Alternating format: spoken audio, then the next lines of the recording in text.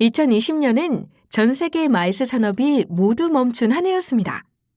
우리나라에서도 최대 전시회 중 하나인 심투스, 키메스 등의 전시회가 취소되거나 연기되었고, 이 밖에도 개최 예정이었던 각종 국제회의가 취소되거나 연기되었습니다. 코로나가 마이스에 미친 영향은 실로 거대했습니다. 그리고 이는 마이스 산업에도 새로운 기준을 만들어냈는데요. 마이스 산업에 있어 뉴노멀은 무엇일까요? 기본적으로 이제 많은 행사가 디지털로 전환되어 간다는 것입니다. 즉, 많은 행사가 이제 온라인이나 하이브리드로 개최됨으로써 디지털 전환기의 마이스 산업도 자연스레 뉴노멀을 맞이하고 있는 것입니다. 이번 시간에는 앞으로 나타날 뉴노멀 시대의 마이스 산업의 변화를 예측해보고 새롭게 펼쳐질 방향에 대해 함께 생각해 보도록 하겠습니다.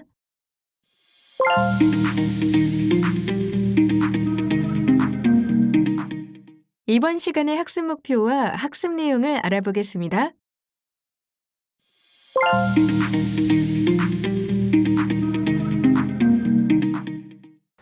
안녕하세요. 두 번째 차시에 마이스의 뉴노멀을 강의하게 된 한림국제대학원 대학교 컨벤션 이벤트 경영학과 윤은주입니다. 뉴노멀이라는 단어에 대해서 많이 들어보셨을 것 같아요. 이 뉴노멀 새로운 기준이라는 이야기인데, 뉴노멀이라는 단어가 나온 건 사실 어제 오늘 일은 아닌 것 같습니다. 2000년도 지나면서, 밀레니엄이 지나면서 그때부터 이제 뉴노멀에 대한 이야기들이 나왔었고, 코로나를 지나면서 뉴노멀이라는 게 훨씬 더 어떤 화두로 지금 떠오르고 있는 그런 상황이라고 이해하고 있습니다. 그래서 저희가 뉴노멀이라는 부분에 대해서 마이스 산업은 어떤 형태로 변화할 것인가 라는 부분을 조심스럽게 예측을 해보려고 합니다. 그래서 이번 시간에는 전반적으로 2020년도의 마이스는 어땠고, 앞으로 우리가 마이스 산업이라는 부분에 있어서 변화의 방향성을 설정하는데 어떤 트렌드를 유심히 살펴봐야 될까에 대해서 살펴보고, 그리고 향후 실제 그런 마이스 산업이라는 부분이 어떤 식으로 변화할지에 대해서 살펴보도록 하겠습니다.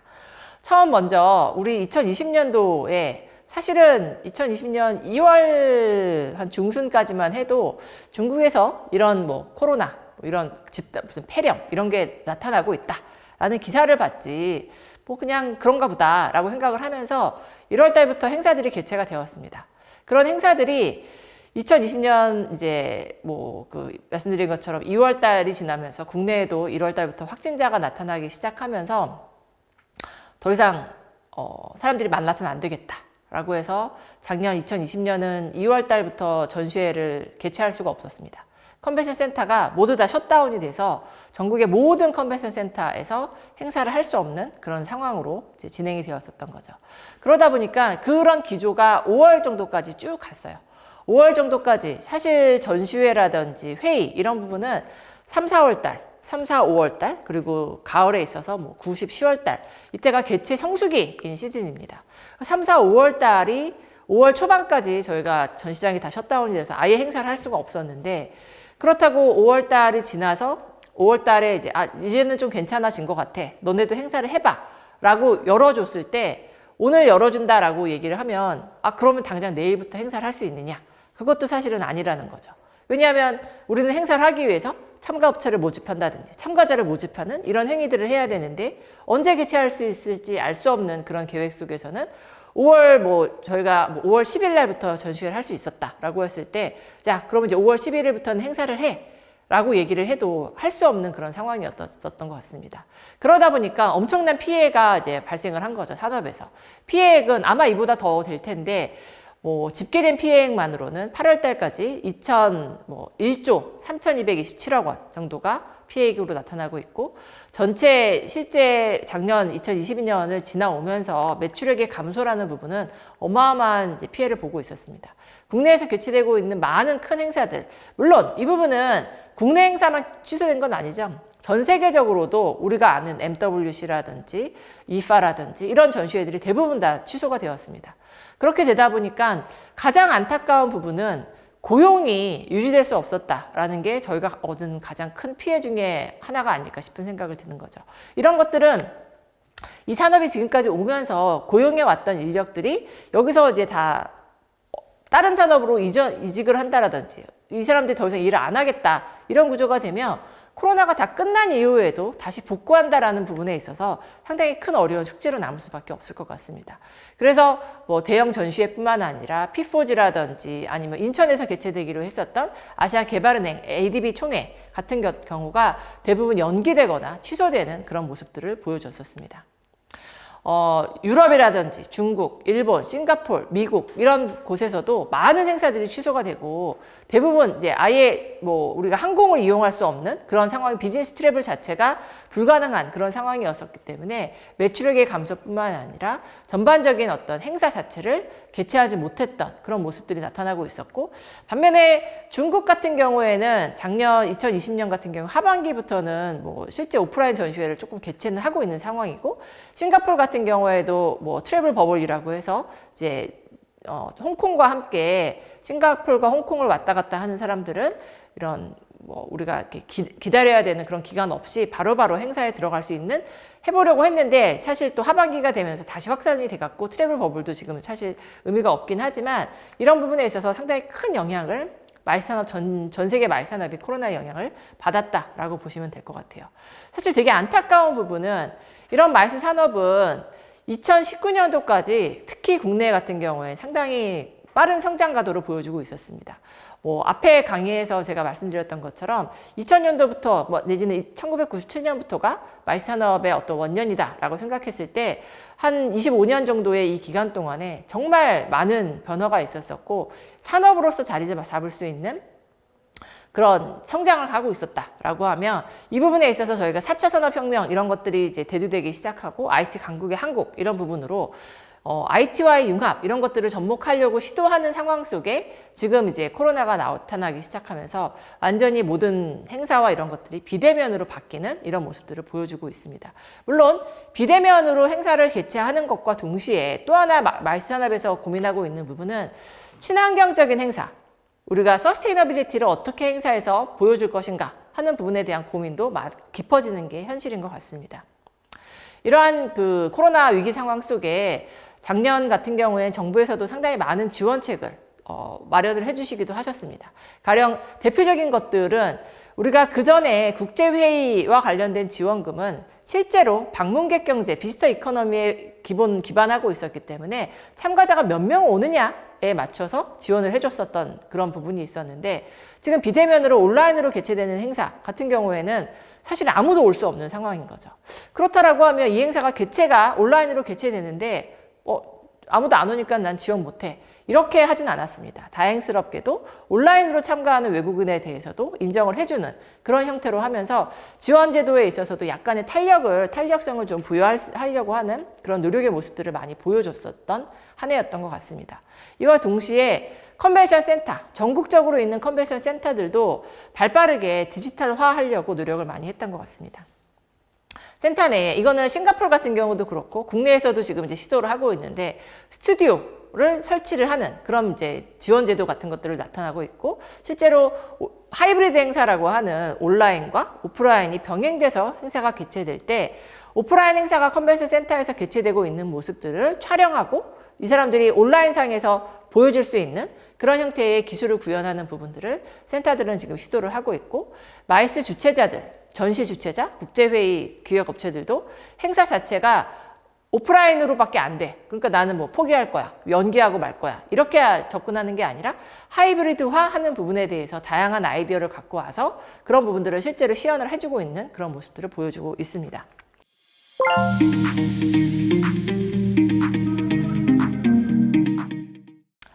그러면 지금 2020년도에 이렇게 다양한 변화 속에 있었었고 앞으로 2021년도를 우리가 예상을 하면서 이제 한국컨벤션전시산업연구원과 함께 2021년도에 우리가 주목해야 되는 어떤 변화의 트렌드가 무엇일까? 마이스 산업에서 생각해야 되는 트렌드에 대해서 한번 언급을 해드리도록 하겠습니다.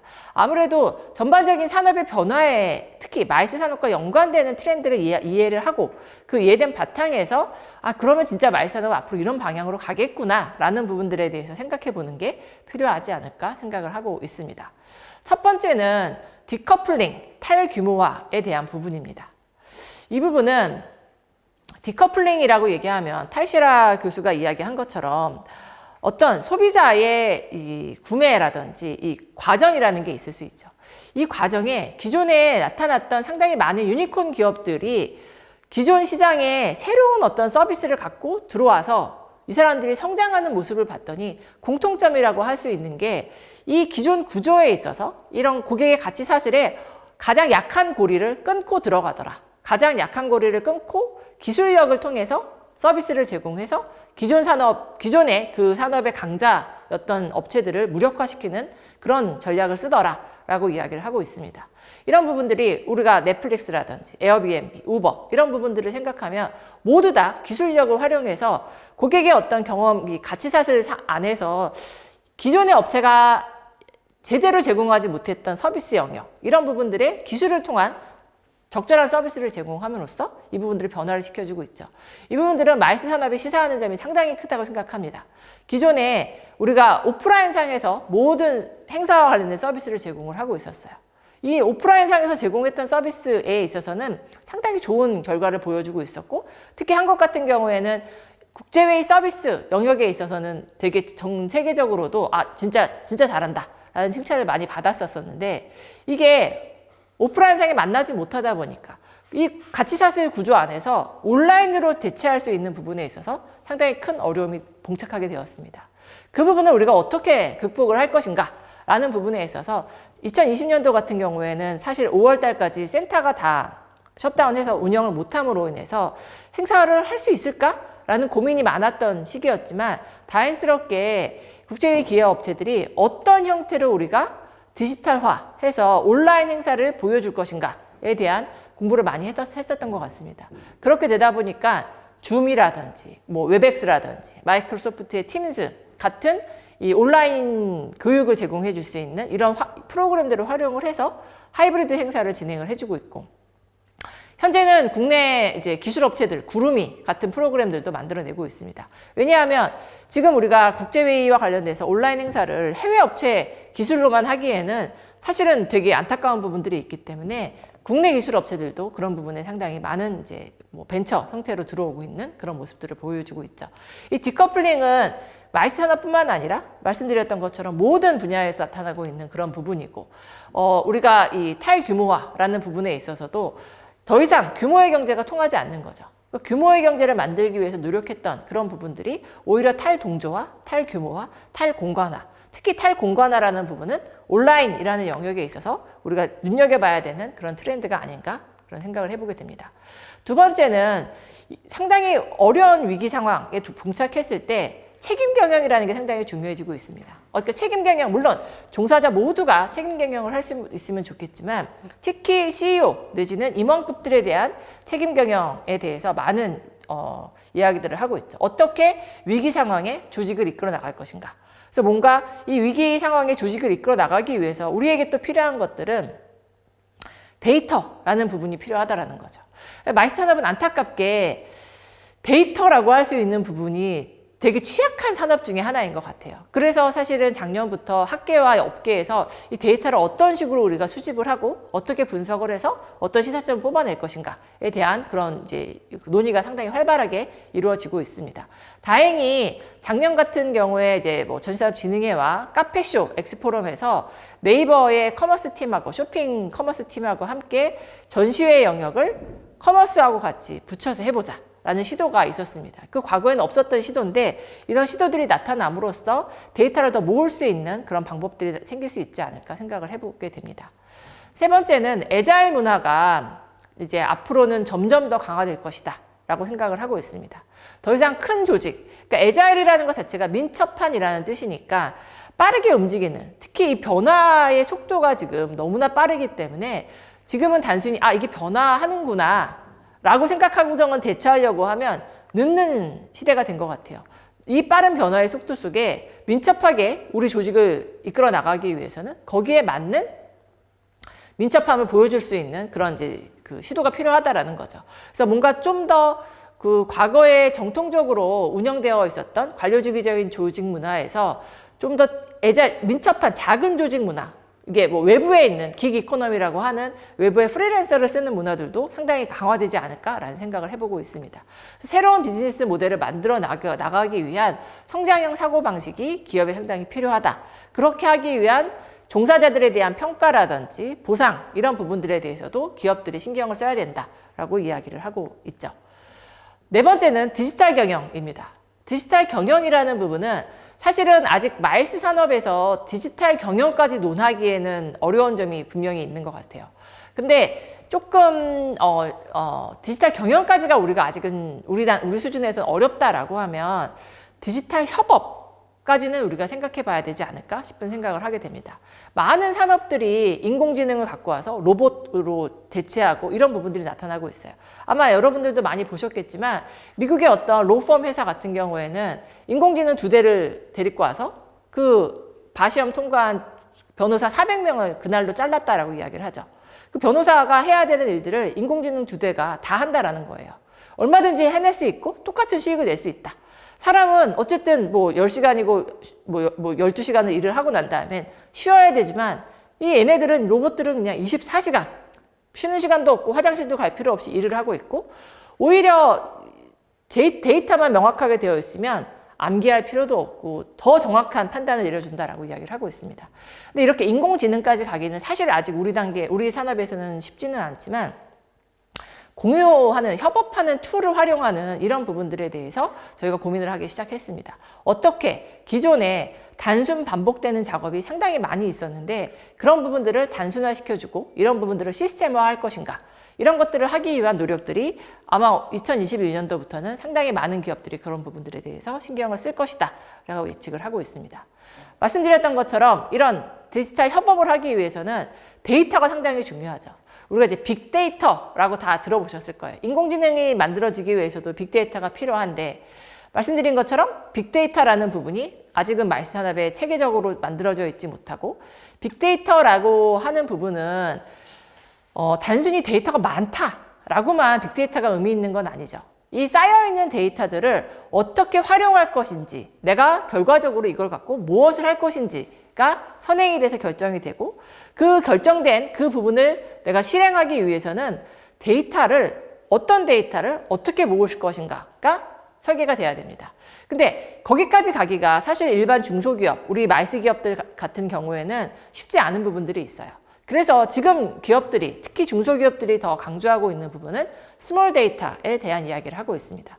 빅데이터는 어떤 마켓의 큰 특징을 찾아내는, 내가 나의 타깃을 어디로 가져갈 것인가 하는데 상당히 어떤 의미가 있는 데이터라고 하면, 스몰 데이터는 실제로 마케팅 기법 이런 것들을 개발하는 데 있어서 우리 소비자들이 이러이러한 댓글들을 달고 이러이러한 형태들을 보여주니까 얘한테는 등록비를 싸게 해주는 게 얘를 우리한테 유치하는 게 좀 더 유리할 것 같아. 얘는 그거보다는 뭔가 뭐 만찬이라든지 아니면 기념품을 주는 것들이 이 사람들을 우리 행사에 끌어들이는 게 더 좋을 것 같아.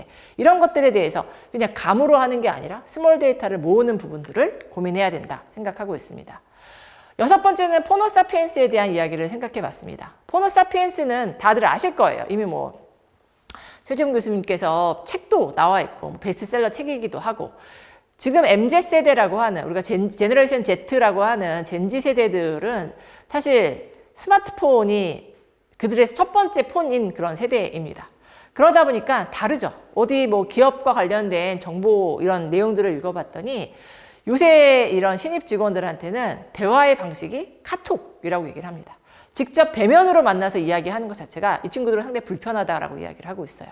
그래서 오히려 그냥 카톡으로 메시지 보내고 이런 것들을 훨씬 더 선호한다. 이런 포노사피엔스들을 대상으로 우리가 이 참가자를 유치하고 참가업체를 모집을 하고 지역을 홍보하고 하는 데 있어서는 어떤 형태로 해야 될까? 젠지에 대한 이해가 반드시 선행되어야 된다라는 부분들에 대해서 고민을 하고 있습니다. 또 하나는 기술의 발전으로 인해서 게임 시장이 엄청나게 성장을 하고 있다는 거죠. 아마 제 생각에는 10대부터 한 30대 아니면 40대까지 특히 남성분들은 대부분 다 이 게임에 이렇게 되게 중독까지는 아니지만 게임을 상당히 좋아. 저희 집에도 애들이 다 하루 종일 게임만 해도 세상이 무너져도 모를 정도로 게임만 하는 애들이 있는데, 이 친구들이 이 컴퓨터 상에서 보는 이 화면의 이 뭐라 그러죠? 품질이라 그러죠. 퀄리티. 이 퀄리티라는 부분이 우리가 온라인으로 제공하는 온라인 전시회, 온라인 회의 이런 부분에서 만족시켜 줄 수 있을까? 쟤네들의 눈을 우리가 만족시켜 줄 수 있을까? 그리고 아바타가 나와서 보여주는 이런 행사에 대해서 저만 해도 40대, 뭐 50대 이런 사람들은 아바타가 들어가서 회의를 이렇게 한다라는 게 그게 뭐야? 아무튼 무조건 만나야지 라고 이야기하지만 아까 얘기했던 젠지 세대들, 게임에 익숙한 저 세대들은 얼마든지 아바타로 소통할 수 있는 그런 세대라고 저희가 생각하고 있습니다. 그러니까 그런 부분들에 대해서 물론 오프라인 행사, 오프라인으로 개최되는 전시회, 오프라인으로 개최되는 국제회의가 없어진다. 이건 절대 아니에요. 사람 보면 만나야 합니다. 만나야 하지만 일정 부분 온라인으로 보완이 되는 부분들이 상당히 많아질 거라고 생각하는 거죠. 기업의 입장에서 기업들이 그런 생각을 한다고 하더라고요. 작년에 코로나 때문에 야 출장 못 가게 됐어. 큰일이다. 나 저 기업하고 나하고 지금 계약도 맺어야 되고 쟤네하고 가갖고 내가 뭐 연구도 같이 해야 되는데 큰일 났어. 했는데 우리 무역과 어떤 교류에 있어서 엄청난 문제가 생겼느냐? 전혀 생기지 않았다라는 게 마이스 산업의 종사자로서 갖고 있는 위기감입니다. 기업들은 이것 봐라. 안 갔는데 문제가 없어. 여기서 그냥 줌으로 다 회의했고 시차 조금 안 맞는 거 내가 일찍 나오든지 내가 늦게 퇴근하든지 저쪽에서도 조금 시간 양보하고 그렇게 해서 줌으로 만났더니 굳이 비행기표 끊어서 며칠을 소비해 가면서 해당 지역에 가서 호텔 잡아갖고 행사하고 그럴 필요 없어도 충분히 비즈니스가 되는 것 같은데 기업들은 더 이상 출장에 돈 써야 되겠다라는 생각을 안 한다라는 거죠. 뿐만 아니라 그들은 종사자의 안전도 기업은 책임을 져야 되잖아요. 이게 뭐 코로나가 언제 끝날지 모르는 이 상황 속에 종사자를 무조건 야 이거 무조건 해야 되니까 너 어디 저기 뭐 중국에 갔다 와 이렇게 얘기할 수 없는 상황이라는 거예요. 그런 부분에서 그렇게 되다 보니까 이런 게임에 익숙한 이런 세대들은 향후에 기업도 그렇고 이런 부분들이 온라인으로 모든 것들이 이루어진다라고 하면 아바타를 활용하든 뭔가 이렇게 비주얼라이징 되어 있는 부분들에 대해서 전혀 직접 만나지 않아도 직접 만난 것과 같은 효과를 생각할 것이다 라고 보고 있습니다. 여덟 번째는 사실 어떻게 생각하면 이제 브랜드 다각화에 대한 이야기인데 브랜드 다각화는 일반 산업에 좀 더 많은 어떤 시사점을 주는 부분이라고 생각하실 수 있을 것 같아요. 근데 이 부분이 국내의 전시산업들 같은 경우에 저희가 지금 카카오 커머스하고 내지는 네이버 쇼핑하고 전시산업들이 약간 이제 서로 협업하는 그런 구조들에 대한 비즈니스를 생각을 하고 있는데 그런 부분들에 있어서 이 기존의 온라인 쇼핑 채널들이 브랜드를 다각화하는 데 있어서 전시회라는 부분들을 생각하고 있고 전시회도 마찬가지로 전시 주최사들도 물론 말씀드렸던 협회나 학회 내지는 정부가 하는 그런 행사들은 브랜드 다각화를 고민할 수는 없지만 이런 민간이 하는 주최자들 같은 경우에 기존에 내가 갖고 있던 전시회 브랜드를 어떤 식으로 다른 형태로 파생시킬 것인가 라는 부분들을 고민하기 시작했습니다. 이 부분은 가능한 부분이 가령 내가 만약에 뭐 화장품과 관련된 전시회를 하고 있었다 라고 하면 이 전시 주최사는 화장품 국내외에 있는 화장품 제조회사들 화장품을 유통하는 이 유통사들에 대한 정말 많은 정보들을 갖고 있고 그들에 대한 네트워크를 갖고 있습니다. 기존에 나는 그것들을 전시회라는 형태로 내가 갖고 있는 네트워크가 모든 DB를 활용했다라고 하면 지금 전시회가 2019년도만큼은 앞으로 언제 복귀할지 모르겠다라고 했을 때 내가 갖고 있는 이 역량을 다른 산업으로 전환한다라고 하면 어떻게 전환할 수 있을까? 다른 비즈니스 모델을 어떻게 만들 수 있을까라는 부분들을 고민하면서 브랜드 다각화를 고민하기 시작했습니다. 말씀드렸던 9번째 비즈니스 트래블은 많은 해외 컨설팅 업체들이 이야기를 하고 있죠. 우선 코로나가 끝나도 레저 관광은 바로 뭐 보복적 관광, 보복적 여행이 일어날 것이다 얘기하는 것처럼 레저 부분은 바로 회복이 될 가능성이 높지만 비즈니스 트래블의 회복은 훨씬 더 더딜 것이다. 그래서 향후 뭐 최소 3년 내지는 5년 이상 관광, 일반 레저 트래블보다 그 정도의 그 시기를 갖고 비즈니스 트래블이 회복될 것이다 라고 이야기를 하고 있죠. 그렇기 때문에 저희가 그 기간 동안에 뭐 행사를 안 한다라든지 교류가 없는 건 아니어서 디지털화 할 수 있는 부분들에 대한 고민을 계속하게 됩니다. 또한 마지막에 10번째 트렌드로 고민하는 부분들은 고객의 경험과 관련된 내용입니다. 이 부분은 요새 이제 소비자 행동 데이터에 대한 이야기들이 또 많이 나오고 있습니다. 이 행동 데이터에 기반해서 서비스를 개발하는 데 있어서 고객한테 어떤 형태로 우리가 서비스를 제공을 해줄 것인가, 원하는 게 무엇인가 라는 부분들에 대한 고민이 필요한 거죠. 그러니까 그런 형태를 우리가 뭐 디지털 띵킹이라는 방법을 활용하기도 하는데, 이 온라인 행사에 참가하는 참가자들한테 어떤 식의 몰입의 경험을 줄 것인가, 이 사람들이 참가를 선택하는 데 있어서 어떤 행사를 참가할지 서칭하는 거에서 이 참가를 결정을 하고 실제 날짜가 돼서 참가를 하고 참가하고 난 다음에 뭐 평가를 하는 이 과정 속에 어떤 서비스가 들어갔을 때, 어떤 형태로 서비스를 제공했을 때 이들의 만족도가 높아지고 다시 재구매를 할 것인가 라는 부분에 대한 고민을 많이 하고 있습니다.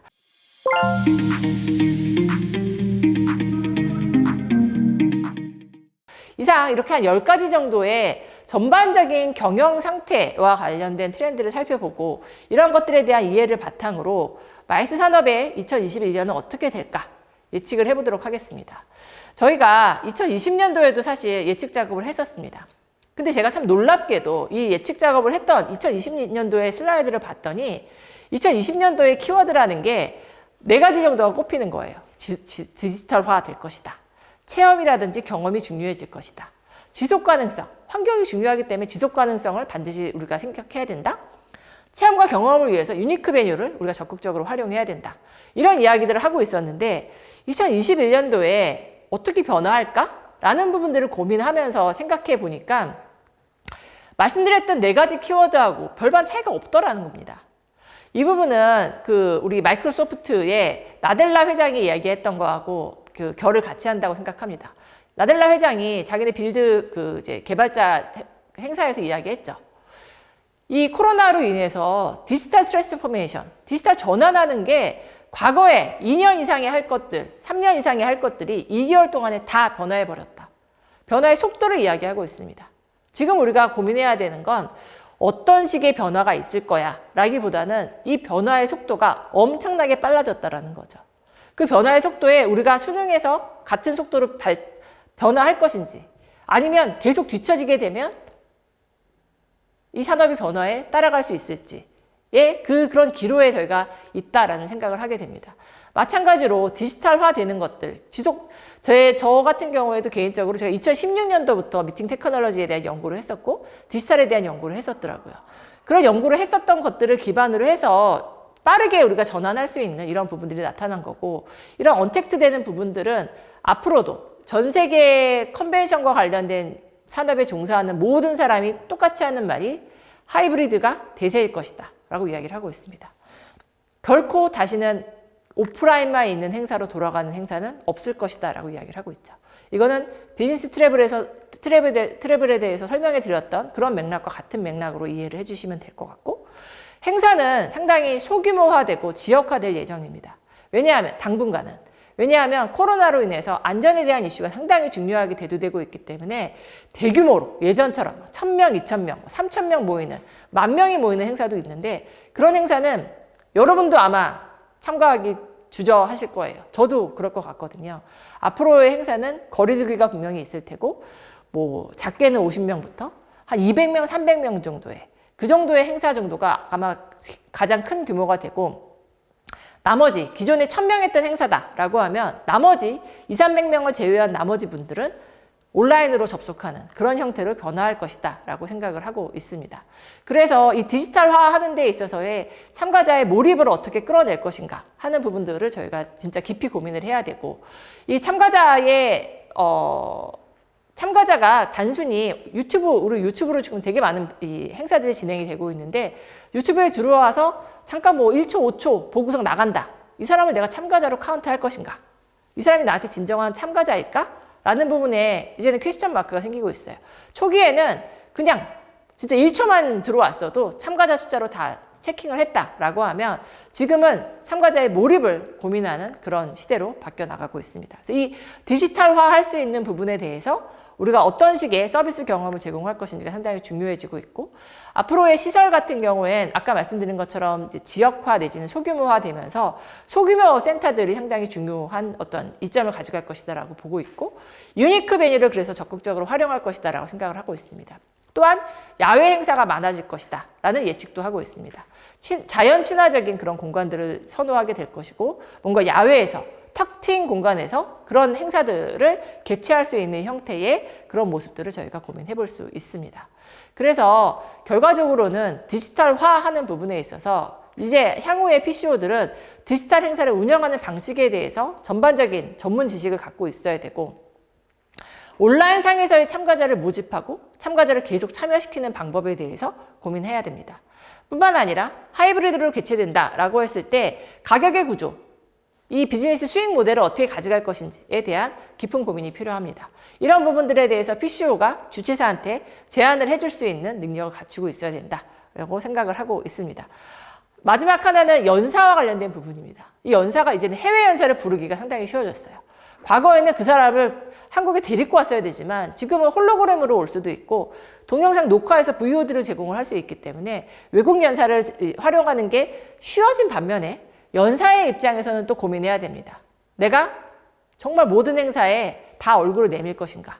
같은 내용을 갖고 여기저기 다 이제 희소 가치가 없어지는 거죠. 마치 연예인처럼 연예인들이 일부러 작품을 가려서 하는 것처럼 연사들도 앞으로는 그런 것들이 필요하지 않을까라는 생각을 하게 되고 전시회는 2021년도 같은 경우에 물론 이제 전시회를 디지털화하는 부분은 회의랑은 조금 다른 영역인 것 같아요.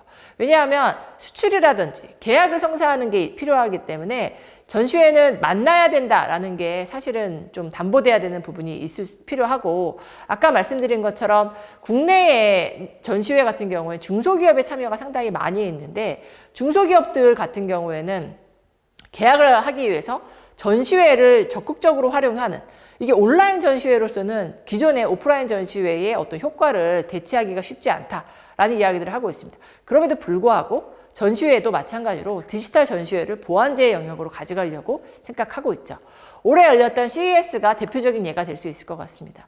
CES의 그 행사에 디지털화되어서 제공하는 모습에 대해서 사실은 많은 의견이 있어요. 이거 너무 보여줄 게 없다라고 얘기할 수도 있지만 그거는 이제 보는 관점에 따라서 좀 다를 수 있지 않을까라는 생각을 해보게 됩니다. 그래서 오프라인 전시회 같은 경우에도 마치 홈쇼핑을 보는 것처럼 VJ가 큐레이팅하는 그런 프로그램들도 도입될 예정이고 체험형 어떤 이제 부스 공간들 같은 경우에는 참가자들이 참여하고 싶은 그런 형태로 꾸며져야 되는 부분들을 강조하고 있습니다.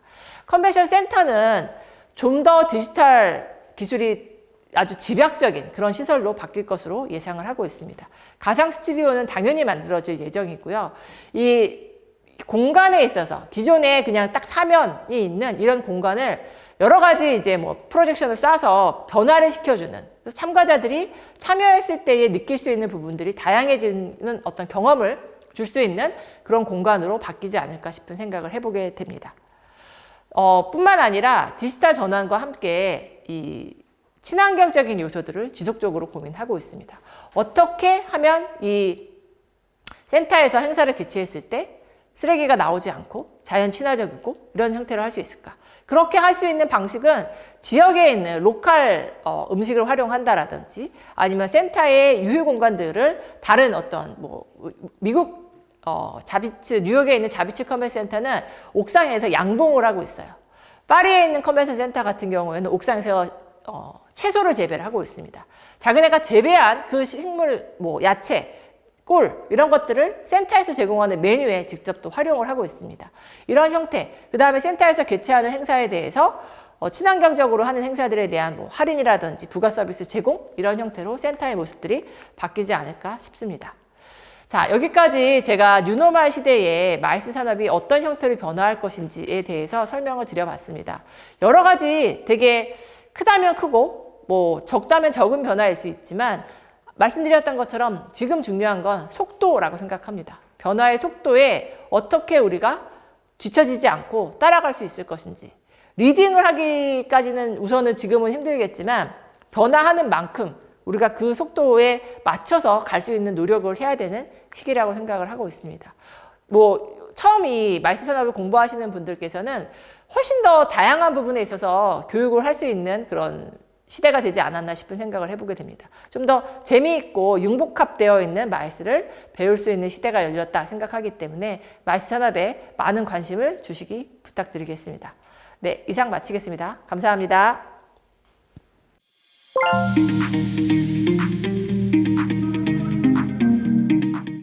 이번 시간에는 마이스 산업개요 및 현황에 대해 학습하였습니다. 수고하셨습니다.